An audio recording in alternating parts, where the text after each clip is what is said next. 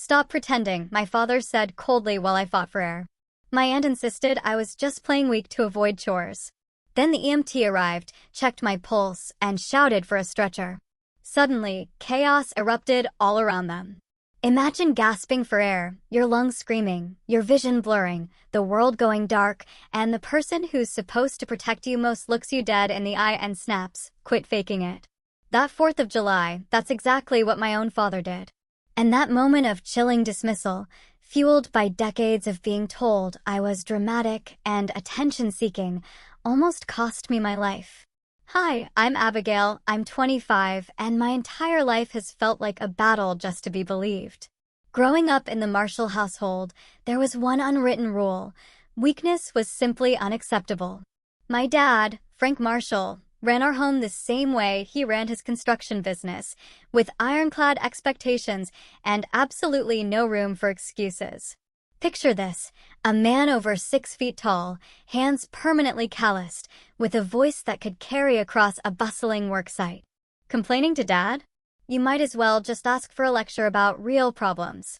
From my earliest memories, any time I felt sick or hurt, I was met with skepticism, never sympathy. I still remember when I was 7, I broke my wrist falling out of our backyard oak tree. Dad, convinced I was exaggerating, made me wash the dishes before he finally took me to urgent care.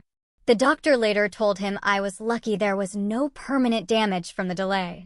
That pattern, that constant, crushing message that my pain didn't matter, that my experiences were less valid than everyone else's, it just kept repeating throughout my childhood.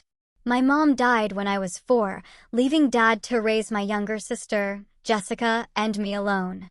Maybe that's what hardened him, but it never, ever excused it. Mom, she was the buffer, you know? She stood between his stern pragmatism and our childhood vulnerabilities. Without her, we were just left exposed to his unfiltered judgment. And then there was Aunt Martha, his sister, cut from the exact same cloth. She was this perfectly coiffed woman who never arrived at any family gathering without a critical comment cleverly disguised as concern. "Are you sure you should eat that, Abigail?" Or, "That outfit is certainly a choice." She appointed herself my feminine role model after Mom died, but her idea of guidance was mostly just criticism wrapped in the thinnest veneer of helpfulness. The only person who truly, unequivocally believed me was Jessica. She's 3 years younger than me, and somehow, she managed to escape the dramatic label that had been plastered on me. When I'd get migraines so bad they'd leave me vomiting in the bathroom, Jessica would quietly bring me water, sitting with me in the dark. And when Dad would accuse me of faking to get out of school, she'd defend me in her quiet, steadfast way. It rarely made a difference, but her unwavering belief meant everything. By the time I was 16, I'd internalized their dismissals so deeply that I started to doubt my own experiences. Maybe I was being dramatic. Maybe normal people didn't feel pain the way I did. I stopped mentioning when I felt unwell, pushing through fevers and injuries with a stubborn, almost desperate determination. Of course, this only reinforced their belief that my previous complaints had been exaggerations. It was a vicious cycle.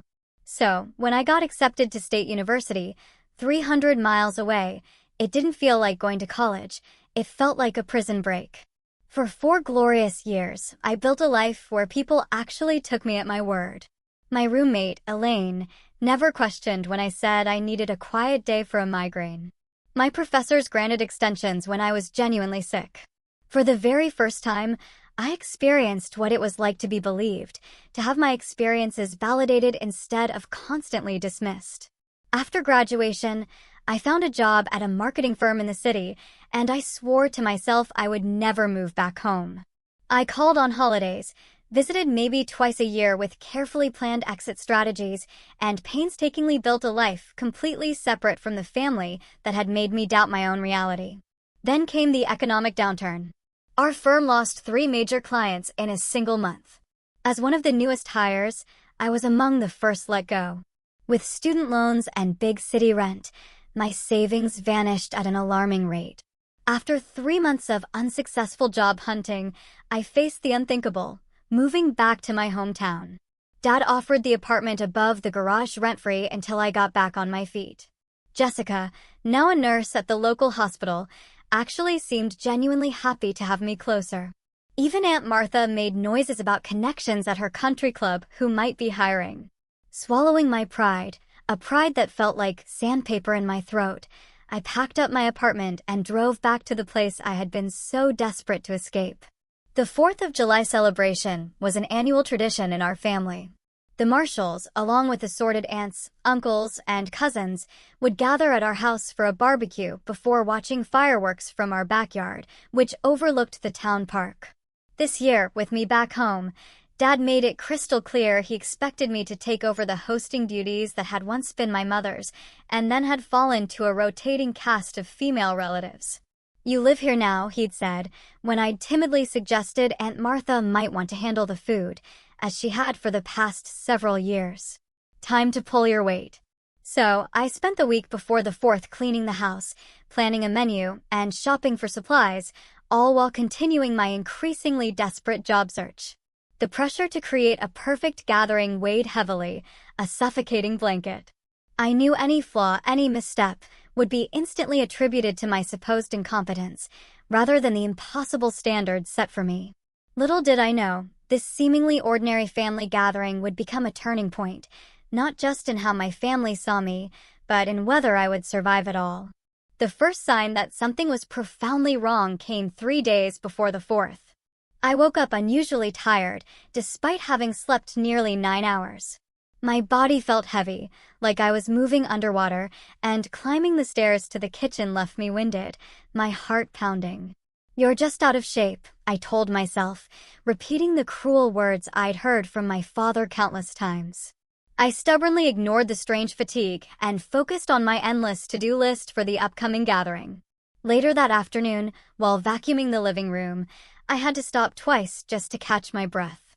A dull ache had settled deep in my right calf, but I dismissed it, telling myself it was just a muscle strain from all the frantic cleaning. I had spent years, you see, learning to ignore my body's signals, to push through discomfort rather than risk being labeled dramatic again. That evening, I called Elaine, my best friend from college. She'd become my absolute lifeline since moving back home. "You sound terrible," she said, after I coughed my way through explaining my job. "Search progress." "Thanks a lot," I laughed, trying desperately to ignore the strange tightness in my chest. "Just tired from cleaning. Dad wants this party to be perfect." Elaine, ever the pragmatist, pointed out, "Your dad could hire cleaners with what he makes. He just wants to keep you busy so you feel indebted." Maybe, I admitted, a bitter taste in my mouth. "But what choice do I have right now?" "Just be careful, Abby," she said, her voice softening, laced with genuine worry. "You know how you get when you're back there, ignoring when your body is telling you something is wrong." I promised her I would rest, but after we hung up, I stayed up until midnight, prepping food for the party instead. The next morning, the fatigue was even worse. I took a shower and had to sit down halfway through, suddenly lightheaded, the room spinning. Looking back, I should have recognized these as flashing, undeniable warning signs.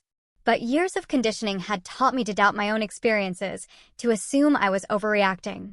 By July 3rd, the pain in my leg had intensified, joined by an occasional, sharp, stabbing pain in my chest whenever I took a deep breath. I wrapped my calf in a bandage, popped some over-the-counter pain relievers, and just kept pushing through with the preparations. The small, quiet voice in my head that suggested something might be seriously wrong was completely drowned out by the louder voice. The one that sounded remarkably like my father, calling me dramatic. The morning of the 4th, I woke up feeling decidedly off. My breathing seemed shallow, like I couldn't quite fill my lungs completely. The simple act of getting dressed left me dizzy, lightheaded. Still, I had a party to host. The family would be arriving in just a few hours, and nothing was ready to my father's impossible standards. I pushed through the discomfort, setting up tables in the backyard, arranging chairs, hanging decorations.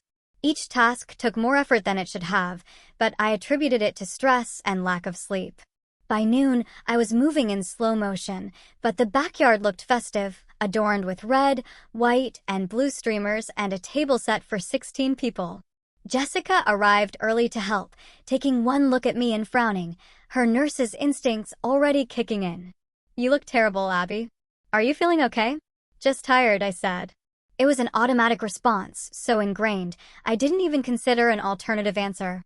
"Can you help me carry the coolers out?" As we lugged the heavy coolers, overflowing with ice and drinks, to the backyard, a sharp, searing pain shot through my chest, so intense I nearly dropped my end. Jessica noticed my grimace. "Seriously, what is wrong?" she pressed, her concern deepening. "Nothing.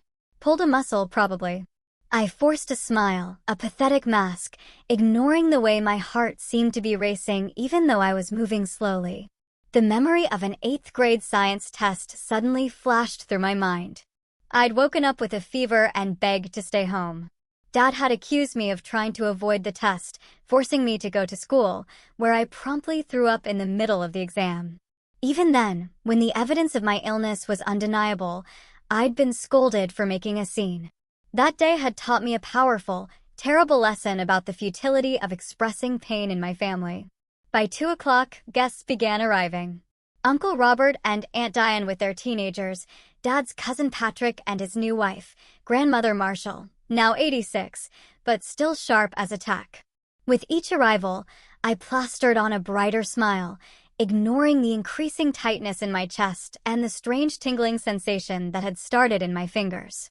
Aunt Martha arrived last, as usual, making her entrance with a critical sweep of the decorations. "Well, you certainly went with a theme, didn't you?" she said, eyeing the patriotic decor I'd spent hours arranging. Then she turned to me, her eyebrows rising in exaggerated concern. "Good heavens, Abigail, you look terrible. Are you trying to get attention again?" "Nice to see you too, Aunt Martha," I said, taking her casserole with hands that felt oddly numb. "Everyone is in the backyard. You should put some color on your face before joining us," she advised, patting my cheek with a surprisingly cold hand. "No one wants to look at someone who appears half dead at a party." The crushing irony of her words wouldn't hit me until much, much later. By the time we sat down to eat, I was barely keeping up the facade of normalcy. The simple act of breathing had become something I had to consciously focus on.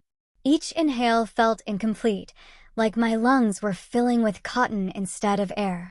I picked at my food, unable to muster an appetite despite having skipped breakfast to finish the preparations. Dad noticed, of course. Nothing escaped his attention when it came to perceived failings. "After all the money I spent on food, you could at least eat it," he muttered as he passed the potato salad. I nodded and forced a forkful into my mouth, though swallowing felt like an enormous, monumental effort. Across the table, Jessica watched me with concerned, worried eyes, but said nothing. She had learned, as I had, that challenging Dad in front of family only ever made things worse. The meal continued, conversation flowing around me, a distant hum, as I concentrated on the increasingly difficult task of simply breathing normally. No one else seemed to notice my struggle, or if they did, they chose to ignore it. Years of being told I was dramatic had effectively trained my family not to see my pain, even when it was written clearly, starkly on my face. As plates were cleared and dessert was served, the pressure in my chest intensified. A sharp, stabbing pain radiated through my right side, causing me to gasp audibly. A few heads turned in my direction, but quickly returned to their conversations when I forced a weak, reassuring smile. "Bathroom," I murmured to no one in particular, rising unsteadily from my chair. In the downstairs bathroom, I gripped the edges of the sink, knuckles white, and stared at my reflection. The face looking back at me was utterly frightening. My lips had a bluish tinge. My skin was pale and clammy, and my eyes were wide with a raw, primal fear I could no longer suppress. Something was very, very wrong. This wasn't stress or anxiety or any of the other things I had been telling myself. I splashed cold water on my face, trying desperately to steady my racing heart. The pain in my chest came in waves now, each one more intense, more crushing than the last. My breathing was becoming increasingly labored, each inhale shallower than the one before. "Get it together," I whispered to my reflection, repeating the mantra my father had hammered into me throughout my childhood. "Stop being dramatic." But my body was beyond responding to these ingrained commands. This was not something I could push through with willpower alone. I stayed in the bathroom for several minutes, trying to compose myself, trying to regain some semblance of control, before returning to the backyard. The effort of walking those few steps left me dizzy, disoriented, and gasping for air. Dad caught my arm as I nearly stumbled back into my chair. "You okay?" he asked, but the question held more annoyance, more irritation, than genuine concern. "Fine," I managed, the lie automatic, a reflex. As dessert concluded, Dad stood up, clapping his hands for attention, his voice booming. "All right, everyone.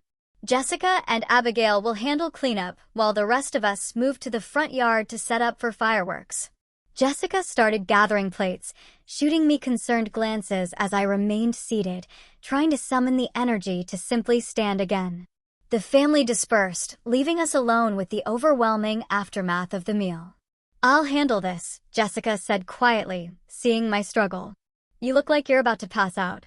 "No," I insisted, forcing myself to stand, a wave of dizziness washing over me. "Dad will notice." In the kitchen, I began loading the dishwasher while Jessica scraped leftovers into containers. The simple action of bending down sent waves of dizziness through me. The kitchen lights seemed too bright, then too dim, my vision tunneling strangely. The stack of plates in my hands suddenly felt impossibly heavy, like lead. I tried to set them on the counter, but my arms just wouldn't cooperate. The sickening crash of breaking dishes echoed through the kitchen as the plates slipped from my grasp and shattered on the tile floor. The noise brought my father storming back into the kitchen, his face dark with fury. "What the hell, Abigail? Those were your mother's plates." I tried to explain, tried to form words, but my lungs seemed to seize. I couldn't draw enough air to speak. My hand went to my chest, pressing against the vice-like pain that had taken up residence there. "I cannot breathe," I finally gasped, the words barely audible choked. Dad rolled his eyes, utterly dismissing my physical distress, interpreting it as an emotional response to breaking the plates. "Quit faking it," he snapped, his voice sharp, dismissive. "Clean up this mess and get back to work." Aunt Martha appeared behind him, surveying the broken dishes with a look of supreme disapproval. "Really, Abigail, we all know you've always tried to get out of cleanup duty, but this is ridiculous." The edges of my vision began to darken, closing in like a tunnel, as I struggled desperately for air. I reached for the counter to steady myself, knocking over a glass that joined the shattered plates on the floor with a smaller clang. "She is not faking it," Jessica shouted, her voice rising in alarm, a sound so uncharacteristic from my usually quiet sister that it momentarily silenced everyone. She moved to my side. "Look at her. Something is really wrong." "She's always been like this," Dad dismissed, though I saw a flicker, a momentary crack of uncertainty, cross his face as he took in my gasping, struggling form. "Always making a scene." Uncle Robert, drawn by the commotion, stepped into the kitchen. His expression shifted from curiosity to genuine concern as he saw me leaning heavily against the counter, my breathing rapid and shallow, desperate. "Maybe we should call someone," he suggested, moving cautiously toward me. "She's fine," Dad insisted, but his voice held less conviction now, less certainty. "She just needs to calm down." "I cannot breathe," I repeated, the words coming between desperate, agonizing gasps for air. The room was spinning now, faces blurring together as my oxygen-starved brain struggled to process what was happening. My legs gave out, completely failing me, and I slid down against the cabinets, landing amidst the broken dishes. The pain in my chest was overwhelming, radiating, searing through my entire body. I could hear arguments happening above me, voices rising and falling, but they seemed distant, as if coming from another room, muffled by the growing darkness. "Enough," Jessica shouted, a sound so unexpected, so powerful from my usually quiet sister, that it momentarily silenced everyone. "I am calling 911. Look at her lips. They're blue. Don't you dare," Dad warned, moving to stop her, but Jessica was already pulling out her phone, backing away, a fierce determination in her eyes. "If you're wrong, you'll never hear the end of this," Aunt Martha said, but there was a tremor, a raw edge of fear in her voice now. I was beyond caring about their reactions. My entire focus had narrowed to the desperate, agonizing struggle for air. Each breath was a battle I was losing. The kitchen ceiling tilted and swayed above me as I slumped further down, no longer able to hold myself upright. Through the gathering darkness, I heard Jessica's voice, steady and clear, as she spoke to the emergency dispatcher. "My sister cannot breathe." Yes, she's conscious, but barely. No previous heart or lung conditions that we know of.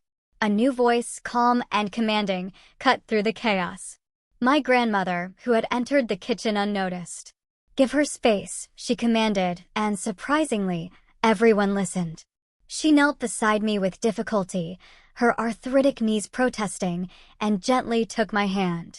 "Help is coming, child," she said, her voice soft but firm, the only one who seemed to fully grasp the true, terrifying severity of the situation. Time became fluid, stretching and contracting unpredictably. I have no idea how long I lay there, fighting for each breath, before the piercing sound of sirens cut through the air. Heavy footsteps, unfamiliar voices, and then new faces appeared in my limited field of vision, EMTs in uniform, equipment being unpacked. Quick, professional questions directed at Jessica. A young male EMT knelt beside me, his face serious as he took my wrist, checking my pulse. His expression changed instantly, alarm replacing professional detachment. "Get the stretcher in here now," he shouted to his partner. "Pulse is 140 and thready, oxygen sats critically low." The room erupted in panic. My father stood frozen, his face ashen, the color drained from it as the terrifying reality of the situation finally penetrated his denial. Aunt Martha had backed against the wall, hand over her mouth, a look of pure shock on her face.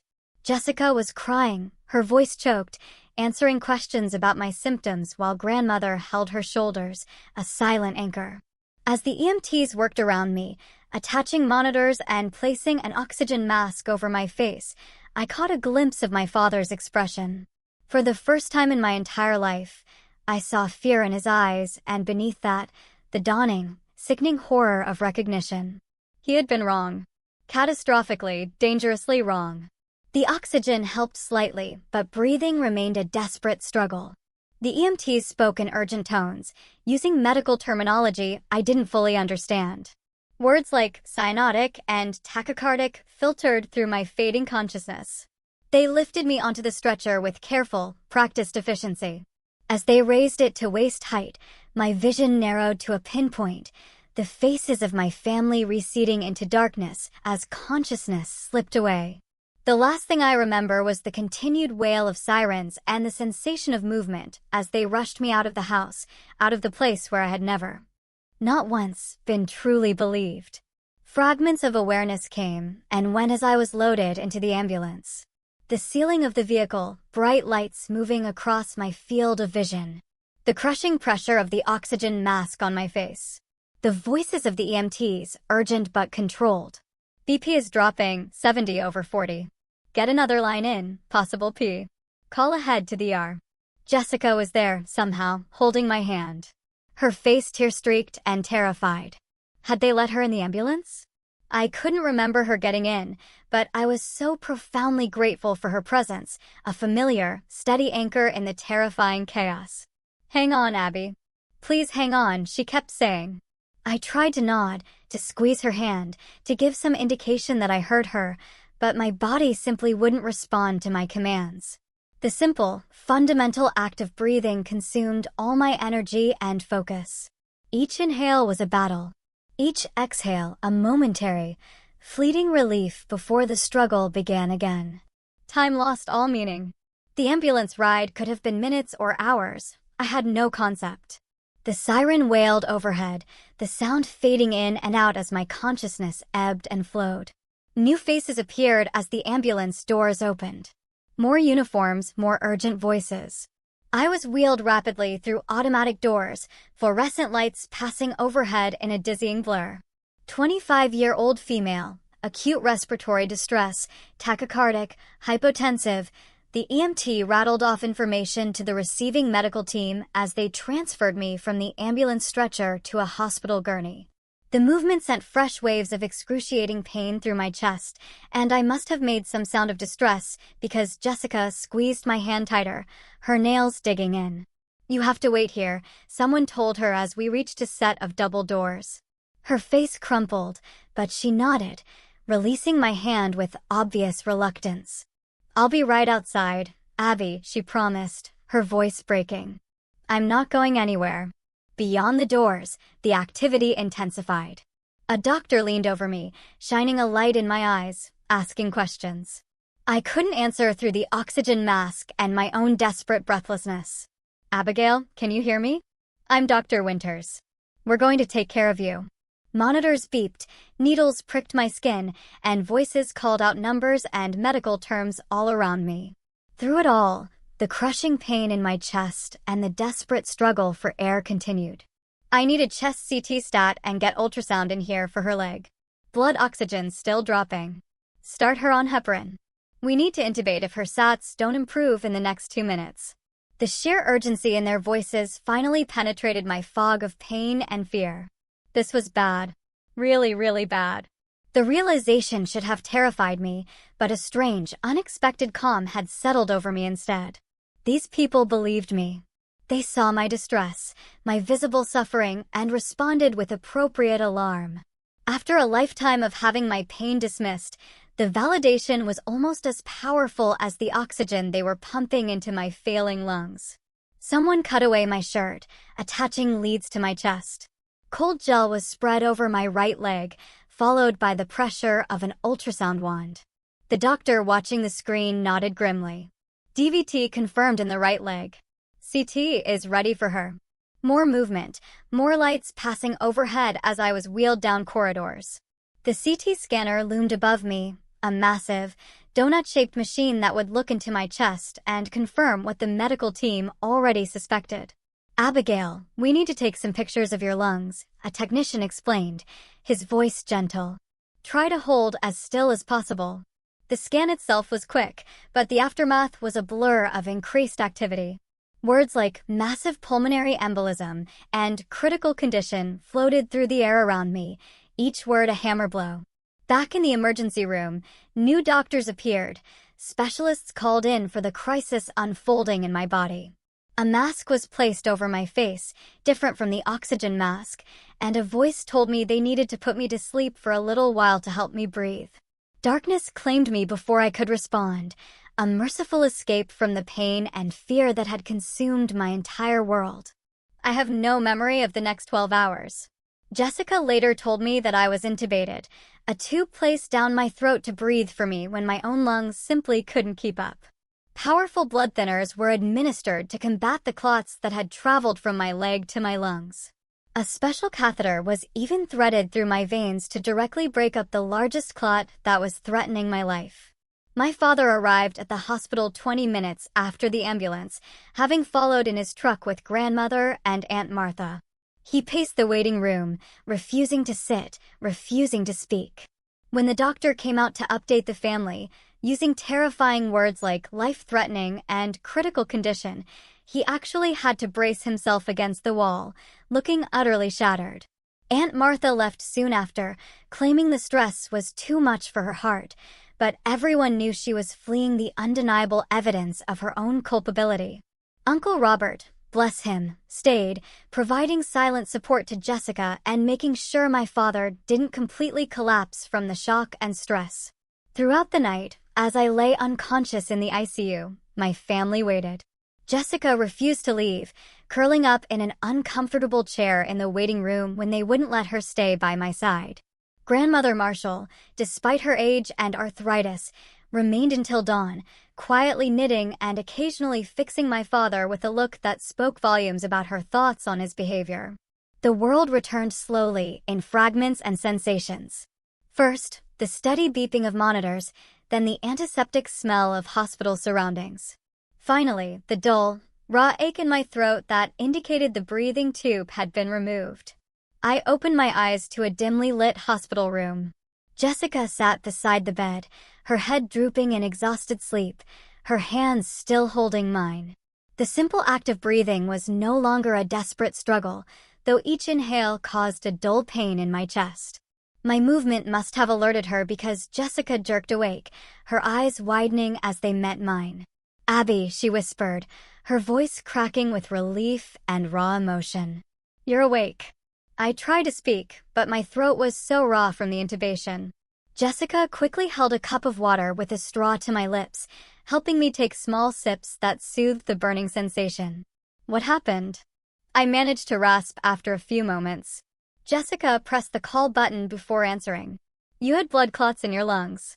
Pulmonary embolism, they called it." It was. She paused, swallowing hard, her eyes filling. "It was really bad, Abby. They said if we had waited much longer to call the ambulance." She didn't need to finish the sentence. We both knew what she meant. I had nearly died on my father's kitchen floor while he accused me of faking. A nurse entered, smiling warmly when she saw I was awake. She checked the monitors, made notes on a tablet, and promised the doctor would be in soon. She adjusted my pillows with gentle efficiency, treating my body with a care I was utterly unaccustomed to receiving. Dr. Winters arrived shortly after, a tall woman with kind eyes and an air of quiet confidence. "Good to see you awake, Abigail," she said, picking up my chart. "You gave us quite a scare." She explained what had happened in medical terms that nonetheless painted a terrifying, vivid picture. A deep vein thrombosis, a blood clot, had formed in my right leg, likely due to prolonged inactivity during my recent move and job search. Pieces of this clot had broken off and traveled through my bloodstream to my lungs, blocking pulmonary arteries and preventing proper oxygenation of my blood. "The technical term is pulmonary embolism, or PE," she said. "Yours was significant, blocking several major vessels. Your right lung was almost completely compromised, and your left was struggling to compensate." She didn't sugarcoat the severity, not for a second. "Your condition was critical when you arrived. Your oxygen levels were dangerously low, and your heart was straining to pump blood through blocked vessels. Without immediate intervention, the outcome would have been fatal." Fatal. The word hung in the air between us, heavy and stark. I had been dying, and no one in my family except Jessica had believed me until it was almost too late. "We performed a catheter-directed thrombolysis to break up the largest clots," Dr. Winters continued. "You will need to remain on blood thinners for at least 6 months, possibly longer. We'll monitor you closely for any complications or recurrence." She reviewed the treatment plan, the medications I would need, the follow-up appointments that would become part of my routine. Throughout her explanation, she addressed me directly, taking my questions seriously, validating my concerns. The contrast between her empathetic, professional approach and my family's lifetime of dismissal was stark and profoundly painful. After she left, Jessica filled in the gaps in my memory, explaining what had happened after I lost consciousness in the ambulance. "Dad followed us to the hospital," she said, her voice quiet. "He looked like a ghost, Abby. When the doctor came out and told us how serious it was, that you might not make it, he just sat down on the floor right there in the middle of the waiting room. Grandmother finally made him get in a chair." She described how he had paced the waiting room all night, refusing food or comfort, speaking only to ask for updates on my condition. "Aunt Martha left after the first hour," Jessica continued, a hint of anger still in her voice. "Said she couldn't handle the stress. Uncle Robert stayed, though. He made sure Dad ate something, called the rest of the family to update them." The news that my father had shown genuine concern was both surprising and confusing. My emotions about him were a tangled mess, relief at his worry competing fiercely with a searing anger at his dismissal of my symptoms. "He's here now, actually," Jessica added hesitantly. "In the cafeteria. He's barely left the hospital. Do you want to see him?" I wasn't ready for that conversation. "Not yet." I shook my head and Jessica didn't push. She understood, better than anyone, the complicated feelings I harbored toward our father. Throughout the day, nurses came and went, checking vitals, administering medications, asking about my pain levels, and treating them seriously when I answered honestly.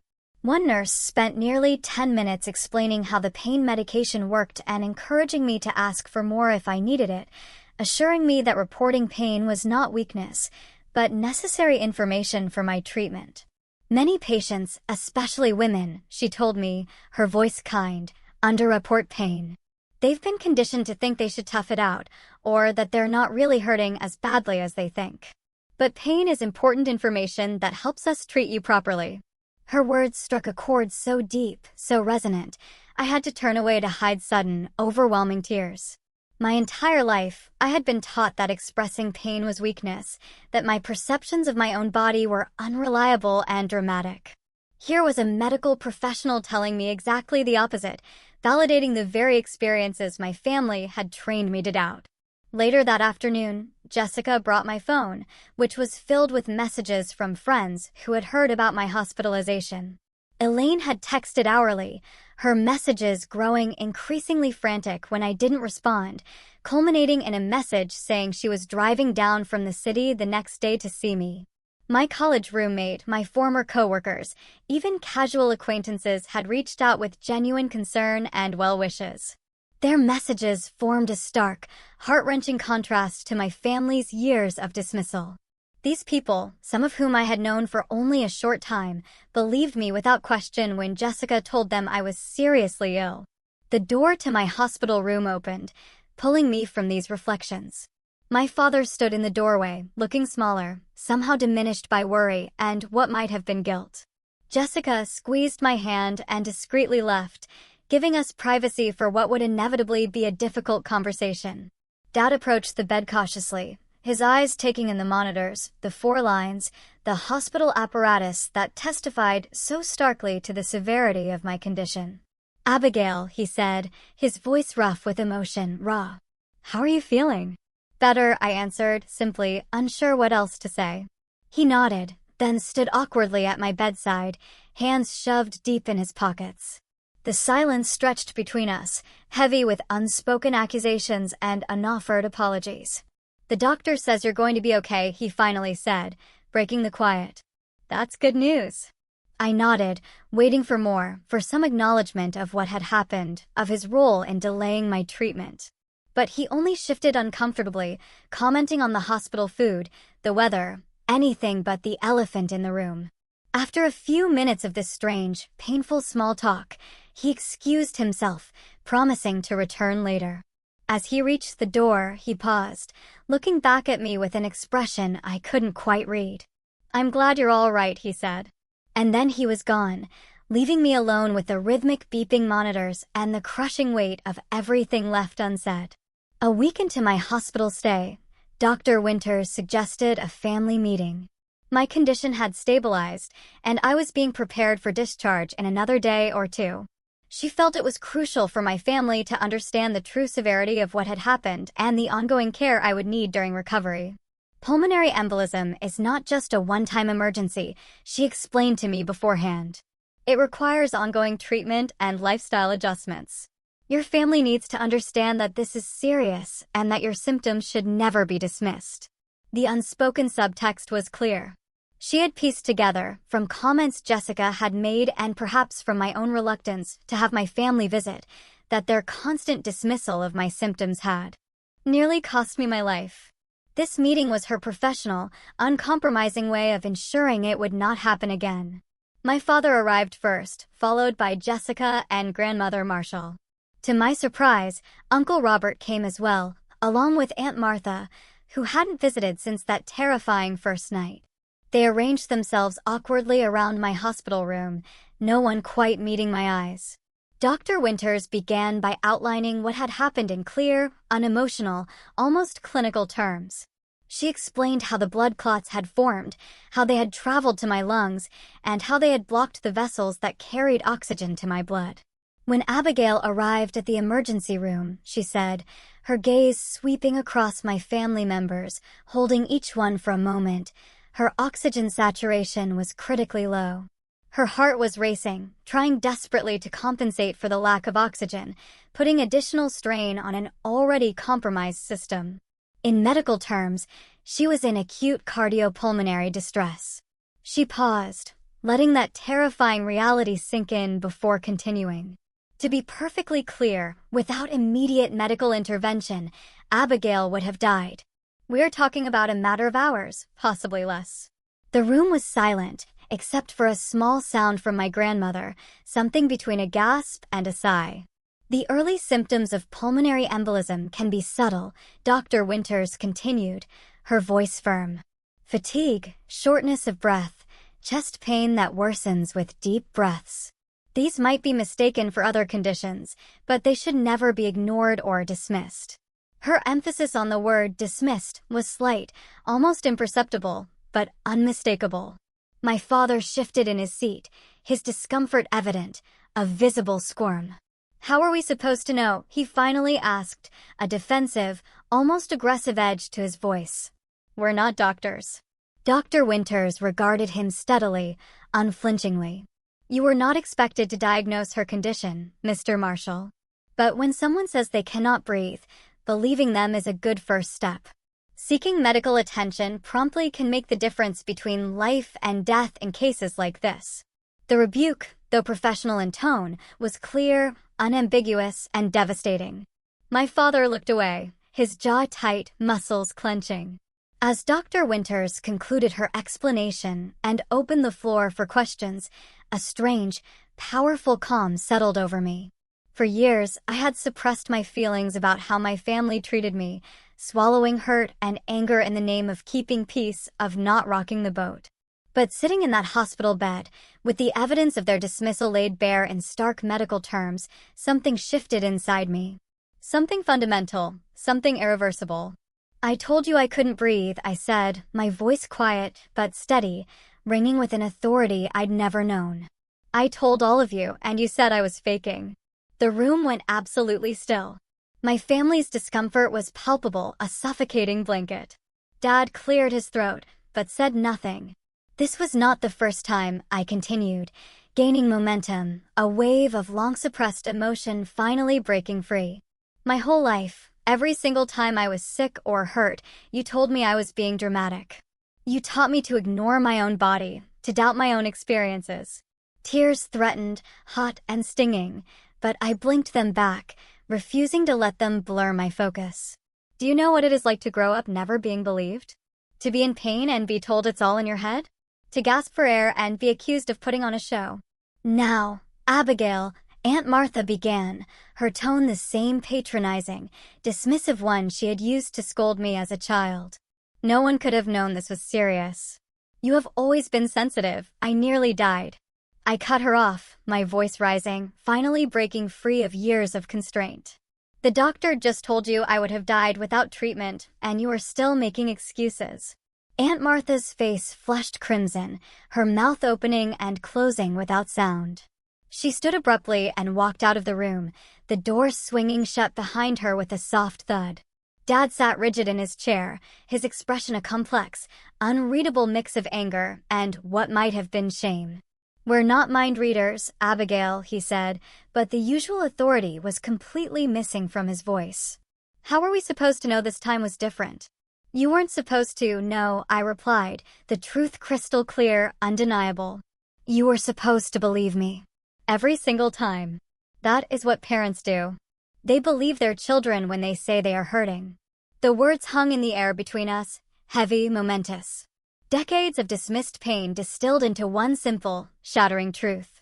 Dad stood up, his movements stiff and deliberate, and walked to the window, staring out at the hospital parking lot, his back to us. The silence stretched, unbearable, until Grandmother Marshall finally spoke up, her voice thin but clear, cutting through the tension. She is right, Frank. We failed her. I failed her, too. Dad didn't turn around, but his shoulders tensed at her words. When Sarah died, Grandmother continued, referring to my mother, her voice laced with sorrow, you shut down. You couldn't handle the children's pain on top of your own, so you taught them not to show it. That was wrong. Jessica, who had been quiet until now, reached for my hand, her grip firm and reassuring. I've been keeping track, she said softly, her voice steady. Every time Abby was sick and no one believed her. Every time she was hurting and got told to tough it out, I wrote it all down. She pulled a small notebook from her purse, its cover worn from years of use, a silent testament to her steadfast loyalty. The migraine when she was 13 that turned out to be a serious infection. The sprained ankle you made her walk on for 3 days before getting an x-ray. The time she had strep throat and you sent her to school anyway. With each example, the tension in the room grew, thick and suffocating. Uncle Robert shook his head, looking genuinely distressed. I had no idea it was this consistent, he said, his voice quiet. I noticed sometimes, but I didn't realize how often. It wasn't your responsibility, I told him, a small kindness. But it was Dad's, and he chose not to believe me, over and over again. Dad turned from the window, his face still unreadable, a mask. I did what I thought was best, he said, his voice flat. I was trying to teach you to be strong. You taught me to doubt myself instead, I replied, my voice unwavering. And it almost killed me. He had no answer for that. After a long, agonizing moment, he walked out of the room without another word, the door closing softly behind him, leaving an echoing silence in his wake. The remaining family members exchanged uncomfortable glances. Grandmother sighed deeply, the sound carrying the immense weight of regret, of unspoken sorrow. He'll come around, she said, though she didn't sound entirely convinced, more hopeful than certain. He just needs time to process. I don't know if I can wait for that, I admitted, the exhaustion finally catching up to me. I can't keep pretending everything is okay. Not after this. You should not have to, Jessica agreed, surprising me with her sudden firmness, her unwavering support. None of this was your fault, Abby. You deserve better.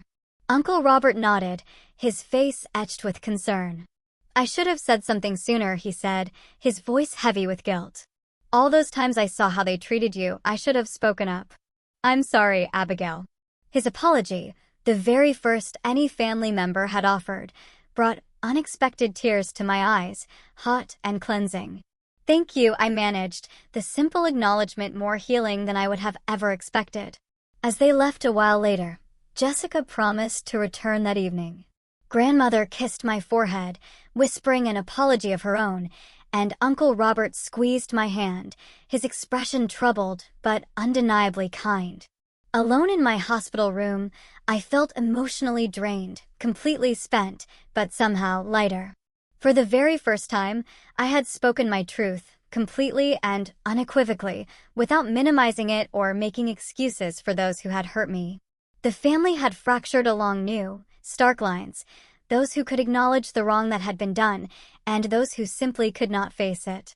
I wasn't naive enough to think one confrontation would heal decades of deep, festering damage. My father might never fully admit his role in what happened, and Aunt Martha would likely continue to rewrite history to absolve herself of guilt. But something fundamental had shifted. I had found my voice, a voice that had been silenced for far too long, and I knew, with absolute certainty, I would not be silenced again. That evening, Elaine arrived from the city, bursting into my room with a weekend bag and tears in her eyes. She hugged me carefully, mindful of the 4 lines, then sat on the edge of the bed, demanding the full story. I told her everything, from the insidious early symptoms I had so stubbornly ignored to the raw, difficult confrontation with my family. She listened without interruption, her expression shifting from concern to anger to profound relief. I always knew your family was messed up, she said when I finished, her voice shaking with indignation. But this takes it to a whole new level. They could have killed you with their denial. Her righteous anger on my behalf was validating in a way few things had ever been. Elaine had always believed me, had never questioned when I said I was unwell, had never accused me of exaggeration or drama. What are you going to do now? She asked, her gaze steady. You cannot go back to living with your dad. It was a question I had been desperately avoiding, but one that desperately needed an answer. The prospect of returning to the apartment above my father's garage, of navigating the fractured family dynamics while still physically vulnerable, was utterly overwhelming. I don't know, I admitted, my voice small. I can't afford my own place yet. Not until I find a job. Then you'll come back with me, Elaine declared, as if it were the most obvious, simple solution in the world. My roommate moved out last month, remember? The second bedroom is just sitting there empty. Her offer opened a door I had not dared to consider, a way back to the independence I had so reluctantly surrendered when I lost my job, back to a place where I was believed and respected. Are you sure? I asked, hope rising despite my desperate attempts to temper it, to keep it from soaring too high. Absolutely, she replied, her eyes warm and determined. Just focus on getting better. We'll figure out the rest. As we talked into the evening, making plans for my recovery and eventual return to the city, I felt a sense of possibility, a fragile flicker of hope that had been missing since I moved back home. This health crisis, as terrifying and brutal as it had been, had forced a reckoning that was long overdue. It had shown me who truly cared for me and who was willing to face uncomfortable truths. More importantly, it had reminded me to trust myself, to believe my own experiences, even when others questioned them, even when they actively denied them. That lesson, painful as it had been to learn, might just have saved my life. 2 months after my near-fatal pulmonary embolism, I stood in the kitchen of my new apartment, preparing tea as sunlight streamed through the windows. The place was small but bright, a second-floor walk-up in a quiet neighborhood on the outskirts of the city. Jessica had moved in with me, taking the second bedroom after securing a transfer to a hospital nearby, an unexpected, wonderful bonus. My physical recovery had been slower than I anticipated. The first weeks were marked by overwhelming fatigue, persistent chest pain, and the constant vigilance required by my medication regimen. Blood thinners meant monitoring for unusual bruising or bleeding. Every twinge in my chest brought a fresh wave of fear of another clot. Each follow-up appointment carried the anxiety of potentially bad news. But gradually, steadily, my body healed. My lung function improved. My energy returned in small increments, and the fear receded enough to allow normal life to resume. I found a job as a virtual marketing assistant, allowing me to work from home while I continued to recover.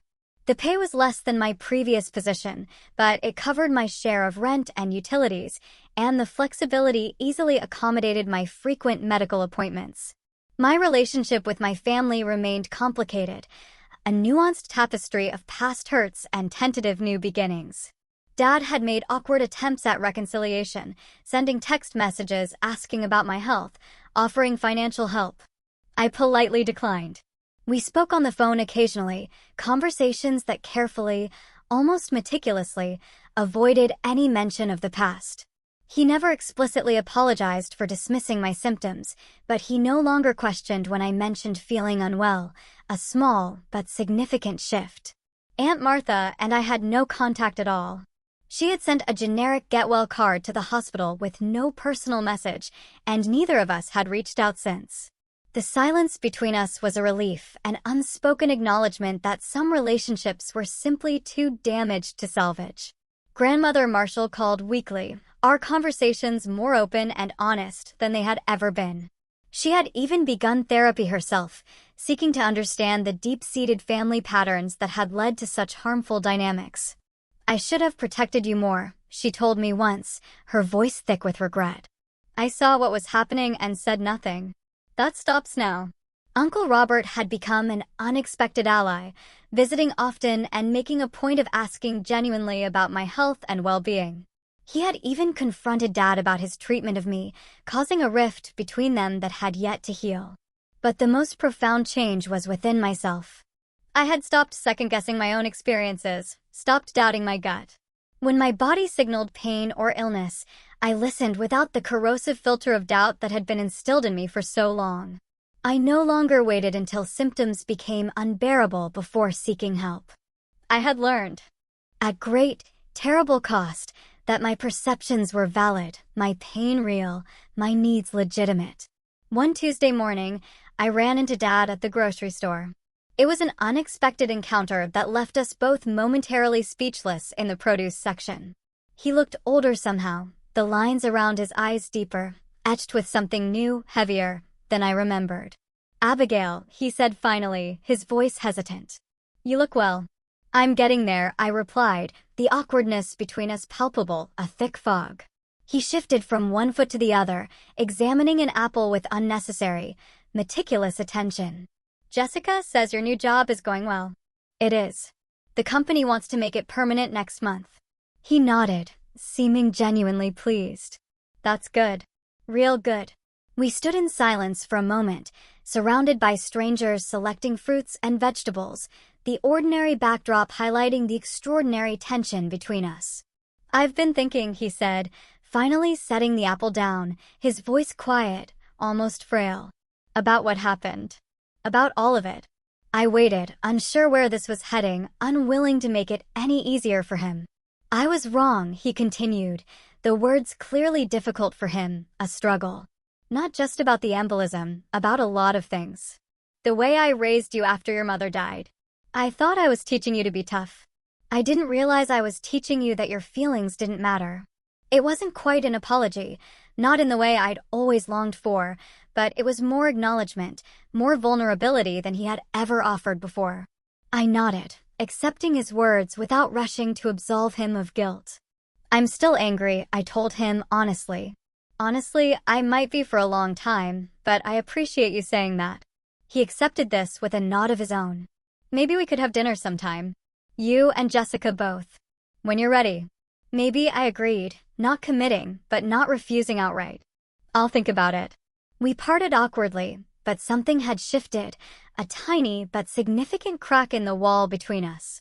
A door had been cracked open, allowing the possibility of a different kind of relationship in the future, one built on honesty rather than stubborn denial.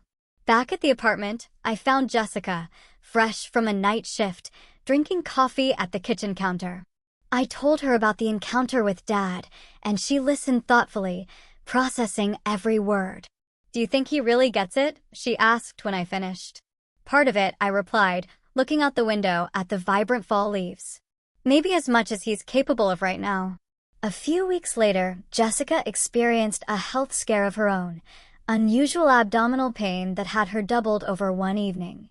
Without hesitation, I drove her to the emergency room, insisting on a thorough examination, despite her protests that it was probably nothing serious. The diagnosis was appendicitis, caught early enough to prevent rupture. As I sat by her hospital bed after her surgery, I realized, with a profound sense of relief, that we had broken the cycle. We had not dismissed her pain or waited until it became critical. We had acted promptly, trusting her body's warning signals. The pattern established by our father would end with us. One evening in early fall, I received a surprising phone call from Aunt Martha. Her voice was uncharacteristically subdued, almost hesitant, as she asked how I was feeling. I've been seeing someone, she said after we exchanged awkward pleasantries. A therapist, that is. She suggested I reach out to you. I remained silent, giving her neither encouragement nor rejection. I said some terrible things that day, she continued, her voice gaining a fragile momentum. When you were sick. And before that too, over the years. I was wrong, Abigail. And I'm sorry. The apology was unexpected and oddly disarming, a genuine crack in her polished facade. Thank you for saying that, I replied, unsure what else to add, my voice thick with surprise. Your mother would be ashamed of how we treated you, she said, her voice catching, raw with emotion. She never would have allowed it. The mention of my mother, rarely discussed in our family, caught me off guard, a sudden, poignant ache in my chest. I barely remember her, I admitted softly. She was a fierce advocate for her children, Aunt Martha said, her voice stronger now, carrying a hint of the woman I remembered. She would have believed you. Always. After we hung up, I sat with that new knowledge, that precious piece of my mother I had never known. Perhaps her advocacy had lived on in me, in my eventual refusal to be dismissed, in my fierce insistence on finally being heard. As autumn deepened, my life settled into new patterns, healthier rhythms. Weekly therapy sessions helped me process the medical trauma and the tangled family dynamics. Monthly checkups confirmed my continued recovery. Daily walks built my strength and endurance. The fear of another pulmonary embolism never completely disappeared, a faint shadow in the background, but it receded enough to allow joy and normal activities to fill my days. One Saturday, at a local coffee shop, I overheard a young woman at the next table describing symptoms to her friend, symptoms her family had dismissed as anxiety or exaggeration. The gut-wrenching familiarity of her story drew me in, and before I could reconsider, before the old doubts could resurface, I found myself turning toward her. "I'm sorry to interrupt," I said, my voice gentle but firm, but I couldn't help overhearing. "Please get those symptoms checked out, even if no one believes you." I briefly shared my story, watching her expression shift from surprise to recognition, a dawning understanding in her eyes. "I thought maybe I was overreacting," she admitted, her voice mirroring my past self.